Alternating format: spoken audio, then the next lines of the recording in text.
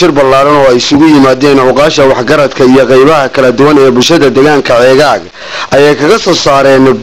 baaq ay kalsoonidii kaga noqonayaan isimka deegaankaasi ka soo jeeda kuwaasi oo ku sababeeyay xilka qaadistaasi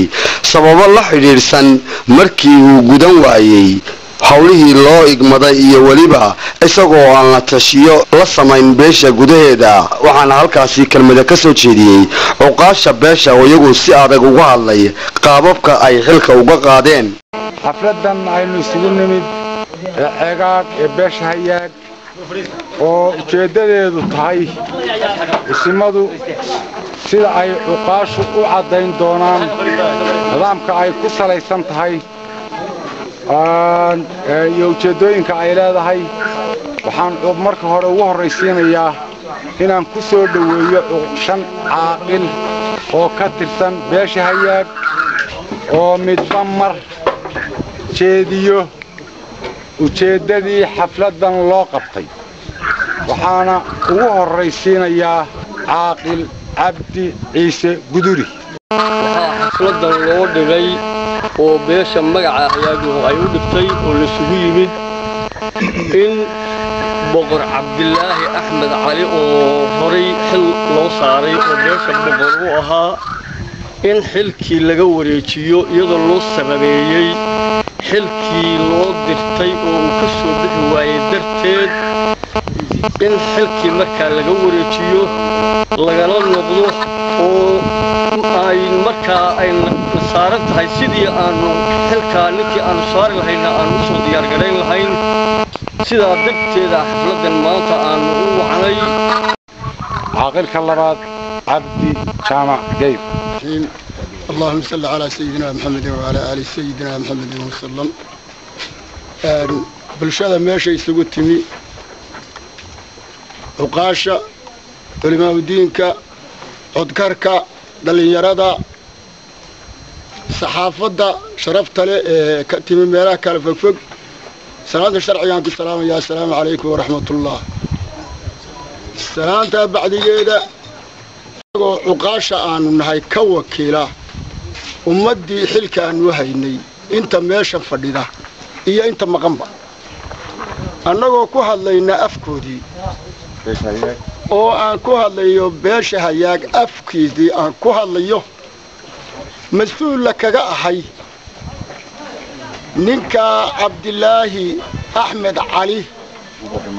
oo aanu markii hore saaray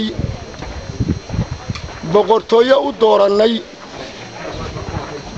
markuu ka soo bixi waayay boqortooyadii xilkii aanu saaray ka soo bixi waayay aflagaadooyin kalena ku sii daray xilkii waanu kala noqonnay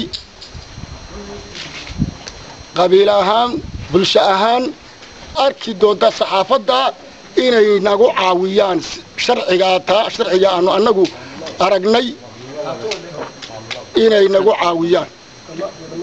sidaa aan maamulada oo dhan dhammaan maamulada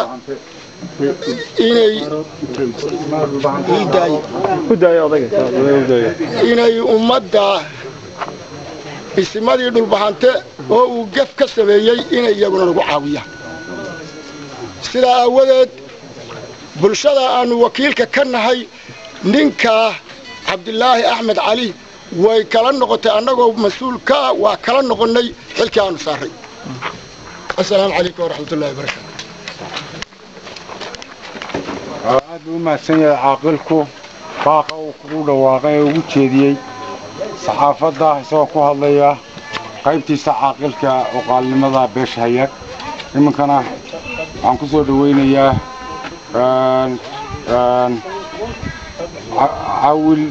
Cabdillaahi Awil Faarax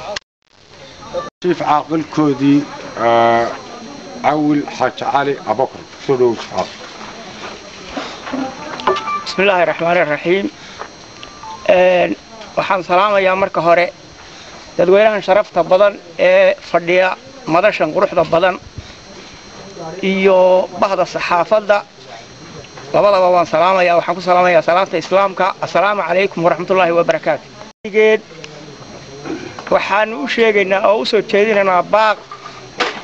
daawadayaasha iyo dhageystayaashaba xafladan oo lagu qabtay magaalada Ceegaag xarunta beesha Hayaag ama Xuseen Siciid xarunteeda ee ay ka goodo taladu dadweyne fara badan baa isugu yimi dadweynahaasi waa beesha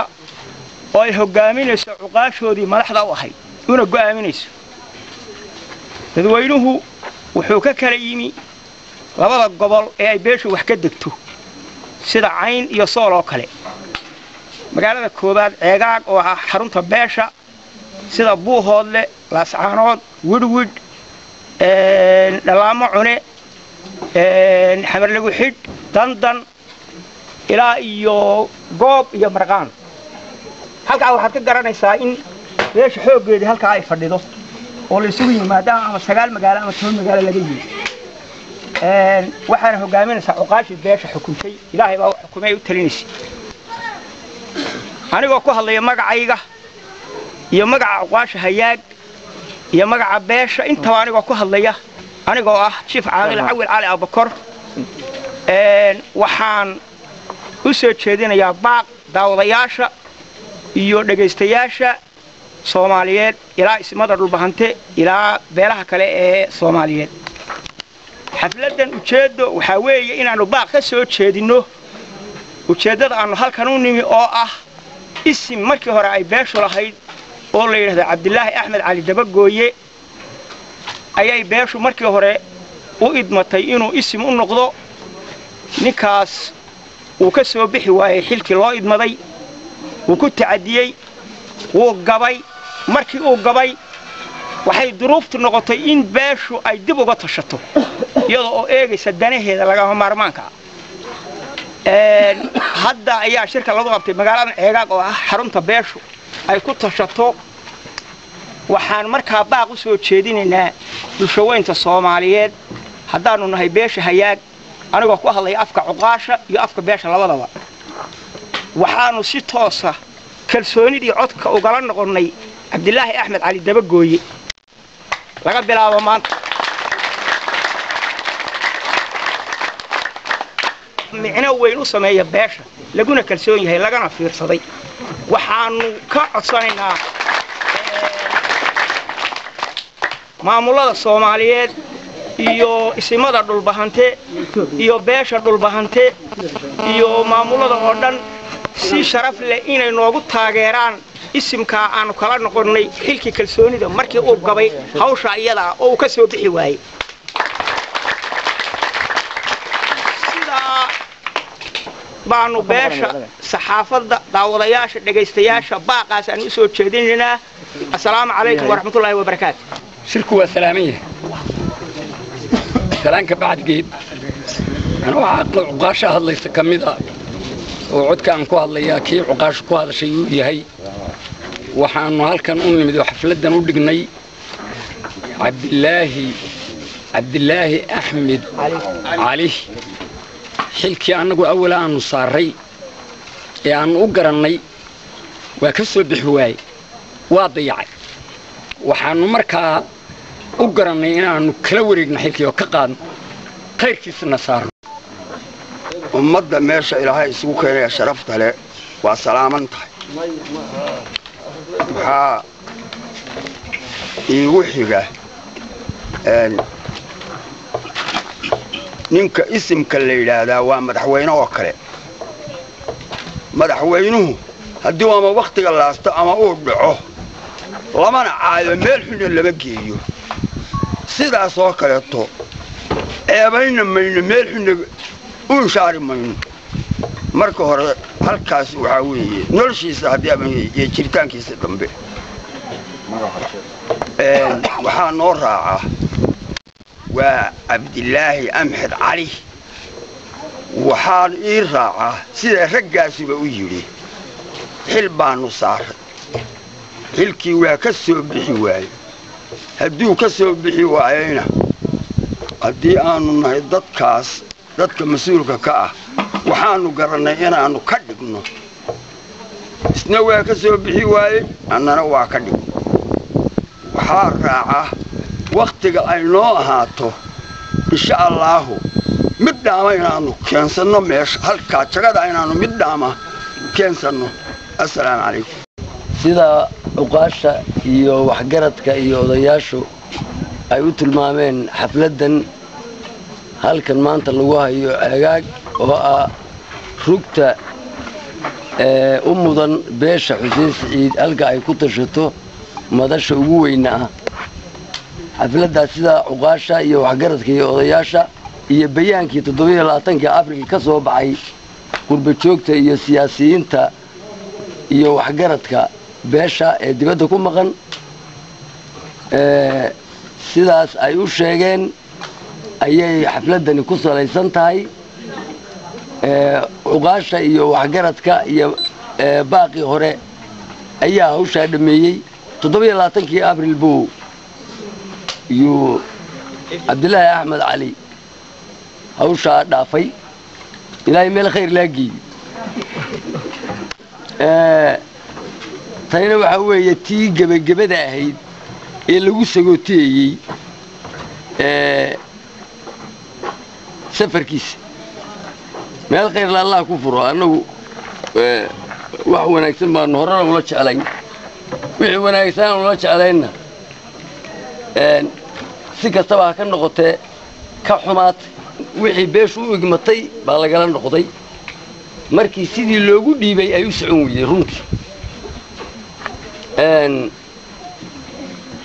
waxa weeye madax dhaqameedku horta dimuqraadiyad la sheego dhabta waxaa laga naqshadeeda laga qaatay baan aaminsanahay madax dhaqameed iyo xeer dhaqameedka Soomaalida ama Afrika ama dadkaba. xeer dhaqameedku waxa weeye waa dimuqraadiyad dadku waxa qofka uu dooranayo in badan baa laga tashadaa taladiisa la ruugaa ummadda oo dhan baa gasab ra'yigeeda isu keenta waa wax aad u culus weeye wax qof ku ciyaari kara ma qof islaam oo mas'uul uu ku ciyaari kara ma qofka mas'uuliyadda danaynaya ee culayska loo dhiibayna danaynaya ilaahayna ka baqaya kuma ba ciyaari karo marka ay caynka tahay siyaasad waa ka mamnuuc meel kale ku takrifal awoodeed waa ka mamnuuc arrintaas sidii xeer dhaqameedku ahaa isimada loo doortay ee loo isticmaali jiray waxaa xilka looga qaaday wadda aan ahayn buu la maray khayr Allah siiye kuwanina waa uqaashi waxgaradkii bulshaweyntii ay taabanaysay dhibaatada soo gaadhay muddada 12 sano iyo mushkiladda ragaadisay waxaan leenahay arrintaas waa lagala noqday caalamka iyo maamulada iyo isimada dhulbaante iyo kuwa daaro iyo kuwa isaaq iyo kuwa hawiye iyo Soomaaliya oo dhan iyo Afrika oo dhan ha ogaad. imankana waxaan ku soo dhaweynayaa Cabdikariin Xasan oo gudoomiyaha deegaanka Ceegaag. ummadda Soomaaliyeed raas gambooni ilaa raas casayr dibadda ilaa gudaha inta maqlaysa iyo inta maqli doonta inta golahan fadhida iyo inta ka maqanba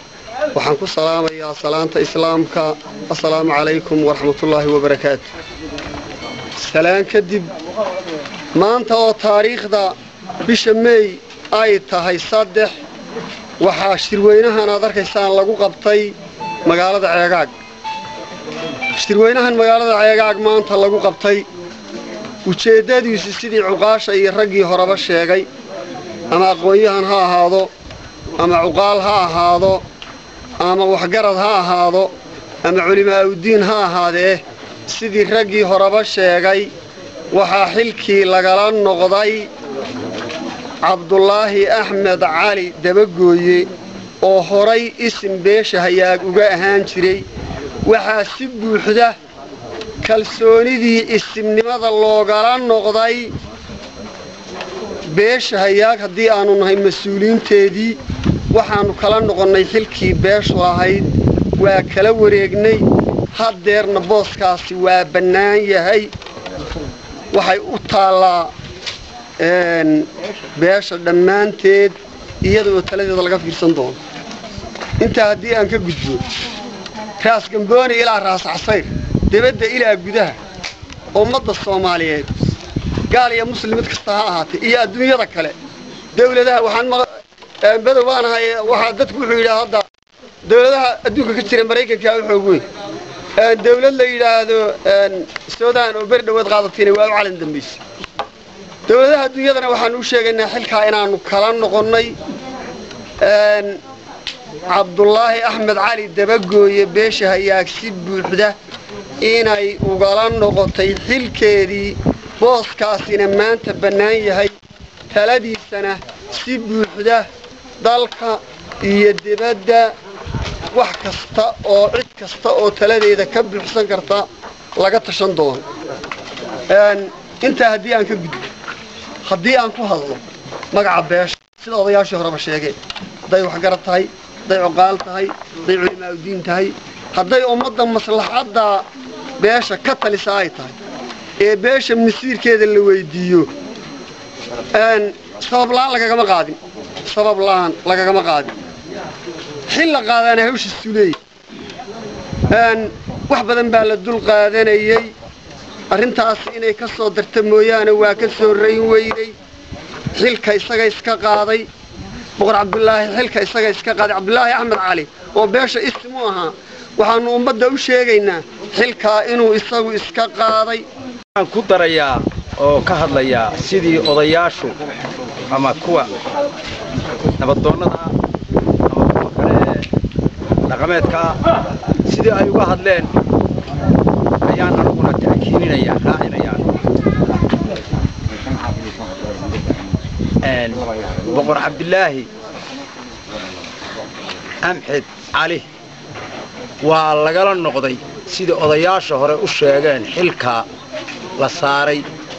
ee beesha uu u hayay mas'uuliyadda de beesha waa jifu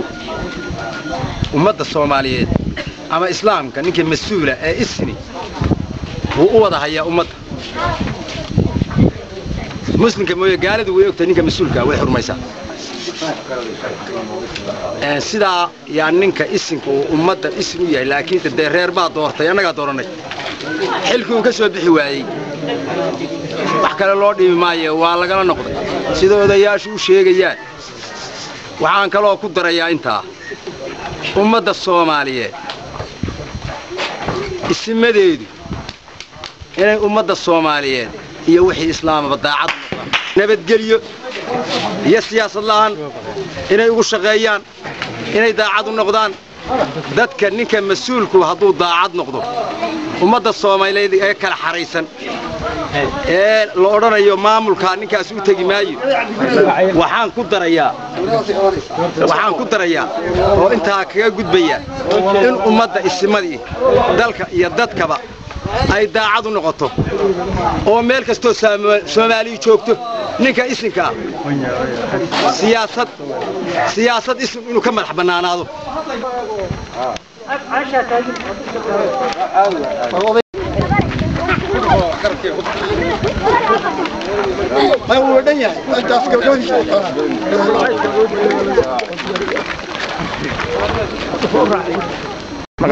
gabadhii kuwaasi waxay ahaayeen cuqaasha beesha hayaag oo iyagu sidaad arkayseen mowqifkooda ku aadan xilka qaadistaasi ay ku sameeyeen boqorka goobtaasi ka muujiyey Cabdiqani Xasan Faarax Cabdiqani Gadari telefishinka caalamiga Universal TV magaalada Ceegaag